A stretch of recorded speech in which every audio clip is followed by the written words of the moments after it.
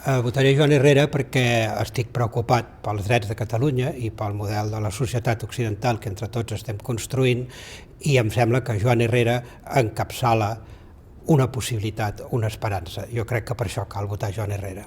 Yo votaré a Iniciativa per Catalunya Esquerra Unida porque es la única formación política que garantiza la ética pública, la transparencia en la gestión de lo público y sobre todo porque ha propuesto y sigue proponiendo medidas contra el gran capital para garantizar los derechos e intereses de los trabajadores y trabajadoras de Catalunya. Mai, en tot el temps que portem de democràcia, mai hem tingut un cas de corrupció, mai.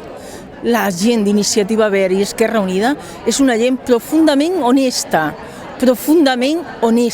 bona gent, i això és molt important. Jo voto Herrera perquè penso que s'ha de fer una altra política, una política d'esquerres en el que els valors socials i una altra economia basada en el coneixement, basada en la innovació, basada en un nou procés productiu, té que ser una realitat. Entre moltes altres propostes fa una aposta decidida per l'ensenyament públic a tots els nivells, des de l'ensenyament primari fins a la universitat. Votaré Iniciativa Esquerra Unida perquè és que és l'única força política que avui pot solucionar els tres grans reptes que crec que té avui Catalunya: la crisi social, la crisi política i la crisi institucional.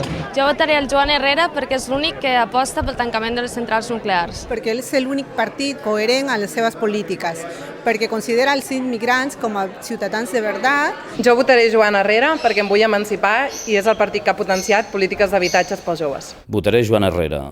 M'agrada la seva defensa que fa de la política, dels valors democràtics, davant del creixent autoritarisme liberal.